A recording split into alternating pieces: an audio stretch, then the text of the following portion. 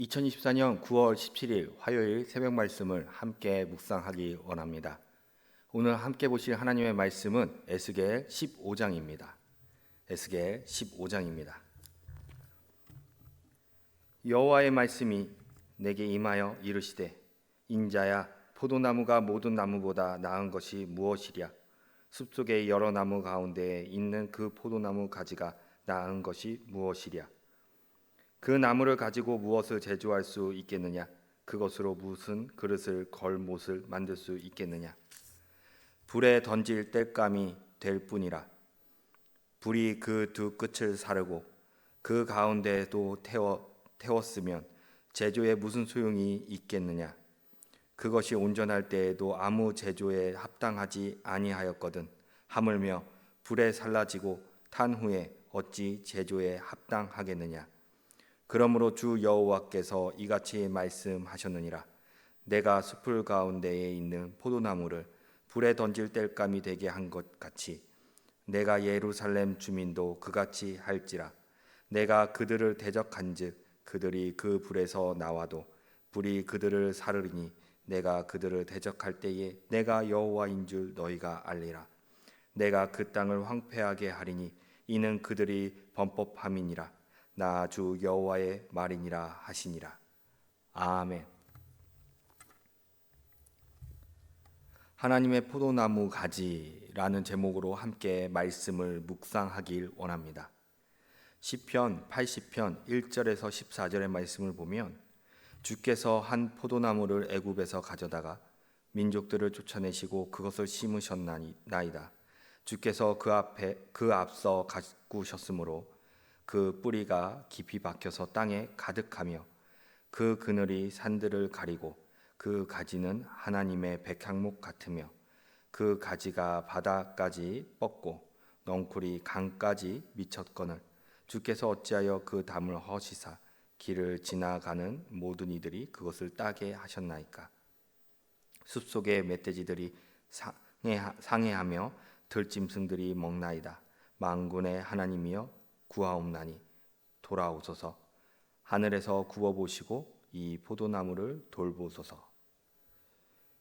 시편의 저자는 하나님께서 이 이스라엘을 이집 땅에서 구원하셨을 때 그들에게 한 포도나무로 비유하며 자신들을 가나안 땅에 심으셨다고 말하였습니다. 이사야 5장 1절에서부터 2절의 말씀을 보면, 나는 내가 사랑하는 자를 위하여 노래하되 내가 사랑하는 자의 포도원을 노래하리라. 내가 사랑하는 자에게 포도원이 있으며 심히 기름진 사내로다. 땅을 파서 돌을 제하고 극상품 포도나무를 심었도다.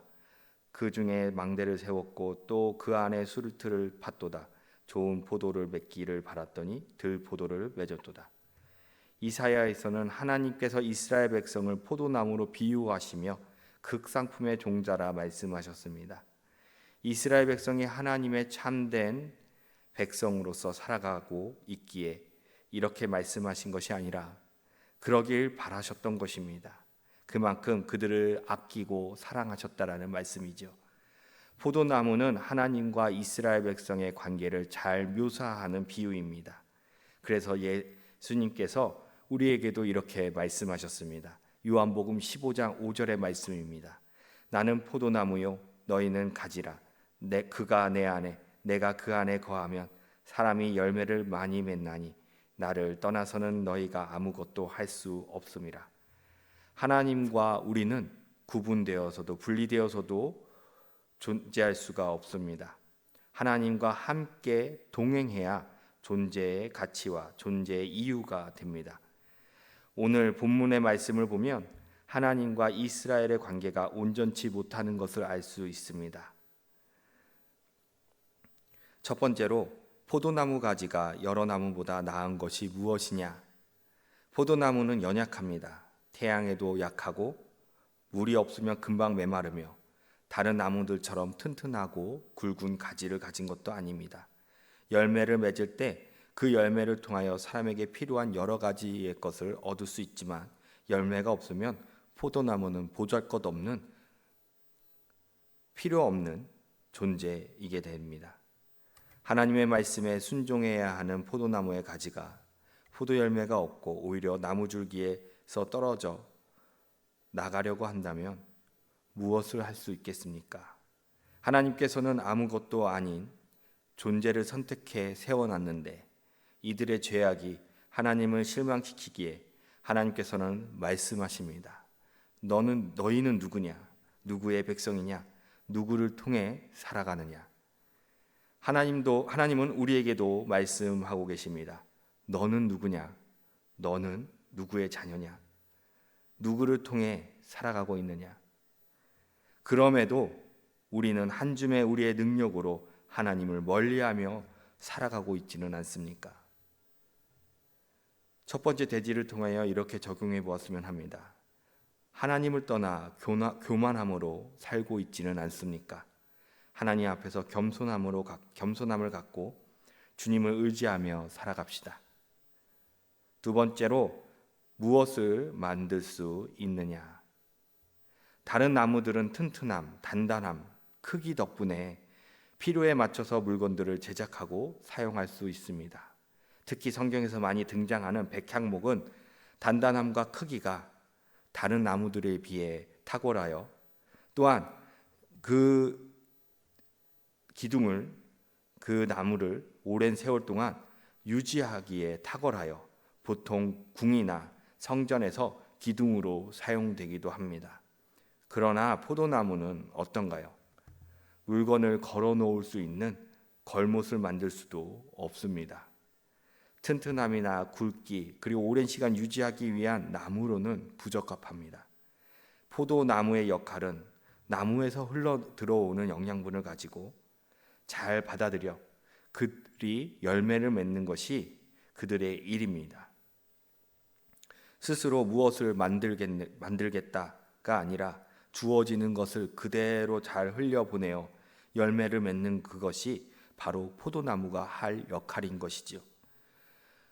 우리는 내가 무엇을 만들어내고 무엇을 하려고 하기보다는 하나님께 도움을 구하고 능력을 간구하여 하나님이 이끄시는 대로 우리는 그에 맞는 열매를 맺어야만 합니다.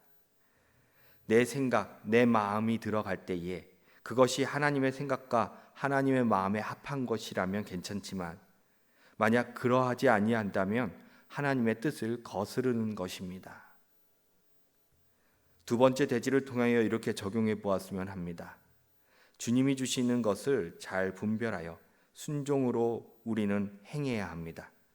내 것, 내 생각, 내 마음을 주장하는 것이 아니라 하나님의 생각과 마음으로 나누고 누리고 열매를 맺어야 할 것입니다. 세 번째로 땔감이 될 뿐이라. 포도나무의 열매를 맺지 아니하면 땔감이 될 수밖에 없습니다. 누가복음 13장 6절에서 9절의 말씀을 보면 이에 비유로 말씀하시되 한 사람이 포도원에 무화과 나무를 심은 것이 있더니 와서 그 열매를 구하였으나 얻지 못한지라. 포도원 지기에게 이르되 내가 3년을 와서 이 무화과 나무에서 열매를 구하되 얻지 못하니 찍어버리라. 어찌 땅만 버리게 하겠느냐? 대답하여 이르되 주인이여 금년에도 그대로 두소서.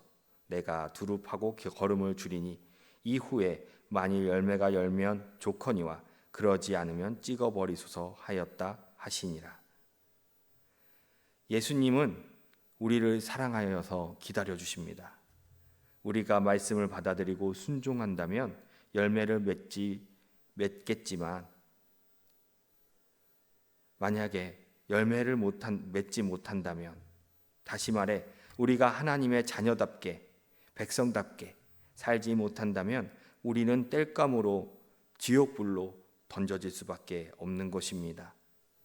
그러나 우리가 부족하여도 예수님께서 우리를 기다려 주십니다.